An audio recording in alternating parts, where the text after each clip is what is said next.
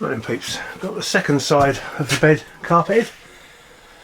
I know it's not a very good view, but it's so small in here you can't really get far enough away, and I haven't got a wide angled lens, I'm afraid. There's the headboard end, all carpeted. Even carpeted up there, just for the sake of it. I had a little bit of carpet that was almost exactly the right shape, so I put it up there. I'm going to be building a cupboard up here, only a small one. It's just got to cover up this fuse box and this corner, so I don't get a draft through. It's just to complete the vapour barrier. It's why this is up here. There's nothing up there, it's just a false ceiling inside here, and it's just to block off these weird openings in the corners. There's the switch panel mounted up. I've got the fan speed adjustment and up and down. I've got a USB plug with a really rubbish voltmeter. I'm thinking of changing that for one of these styles where you can actually just switch the light off when you don't want to use it. Plus it's a double, so I can charge my phone at night. This is the main light switch. If you switch that off, it switches this on. You can either have the roof lights on and that's switched off, and as soon as you switch the roof lights off, that comes on. Just for a bit of reading at night. I just did that so I can only use either that or the roof lights, to be honest. It just uses one live feed then. These are for my CCTV camera system. I've got 4 CCTV cameras. I've got one up in this corner, which is obviously going to be fitted outside the van, not inside, but there's the coil of wire for it. And I've got one at the back, which I've got to fit a splitter cable to. So I can use this for the reversing camera from a stereo in the dash, and also for the CCTV monitor, which will be in this corner.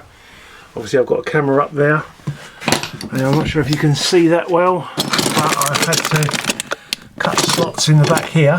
While I was at it, I've run lives in so I can put lights up in these cupboards. I had to cut a slot there so I can fish the camera cable all the way down across here,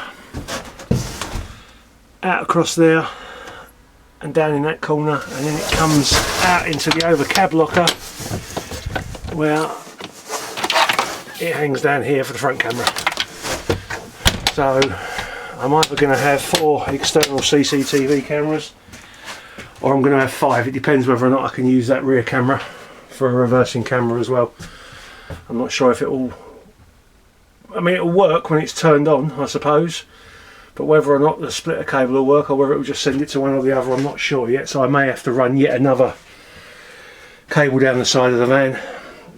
Not a major problem, because I've got the ducting in now, and this is the type of ducting that the fish cable goes through lovely, and I can fish the cable right through at the front. It's all in one go, that ducting, so nice and simple. And that's where we are. We've now got this side carpeted. You've seen inside the cupboard carpeted. This is the pad that fits up there. It'll stop you banging your head when you go out the back door. Not that I'll be going out the back door anymore, because this will be a bed. I'll still be using the back door, but I need to come in from the outside to access the boat. So there's the head end of the bed, all carpeted, and the CCTV wired in. So we'll flip that off, just leave my night light on. That night light is also independently switched, so you don't have to have it on. It's just handy to have on as a light in the corner. And as I say, I only had 3 lights running over to that corner, so that's why I used it that way.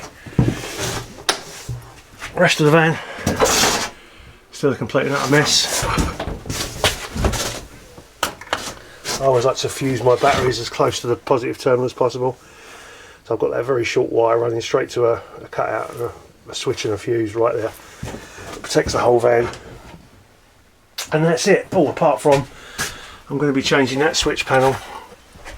I'm going to be cutting it out of aluminium. These were the blanking plates to cover the blue lights I made up. I've decided they'll make much better switch panels, because they'll sort of match the aluminium cupboard framing. So I'm going to change at least that one for some aluminium, because I think it'll go better. I'll scrub it up with a Brillo pad so it looks brushed, and get rid of that white panel there. That's just a double socket blanking panel.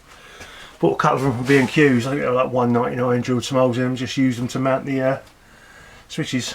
Oh, and the Phoenix system has just popped on. The sun's come out. The battery voltage has gone above 13.2 and the VSR has switched on. So if I switch this on, the main lights will come on and then they'll go off in about 3-4 seconds as the voltage drops on the Phoenix battery below where the VSR will keep it switched on. For those who don't know, I fitted a VSR in between the batteries and the Phoenix system. That way when I start the engine up, the voltage rises on the Phoenix batteries because it's now connected to the alternator, and then the VSR switches on and the Phoenix system comes on. That way I don't have to keep switching it on and off. That way there's no chance of me forgetting to switch it off like I kept doing and killed 2 perfectly good brand spanking new Banner batteries. Cost myself an arm and a leg that particular week. And there we go, knocked up a little cupboard just to cover that corner over. The gaps aren't quite right yet. I've got to let's see if I can do this without bleeding out the camera. Don't think I can. I've got to shave the door down slightly, not that you can really see it. I've got to shave the door down slightly so this goes up to the top. All these gaps, they're not really drastic, they can just be. I'm going to notch out a little bit of that, bring this cupboard a little bit further forward to close that gap up, and then I'll just seal it up with Caravan 512 Sicker. That's how it was sealed up in the first place. It's just literally sitting up there, it's just wedged in, it's not locked in or anything, it's just sitting up there. I don't know why I keep locking that, there's no reason for it. That's what it will look like eventually. That finishes off that corner.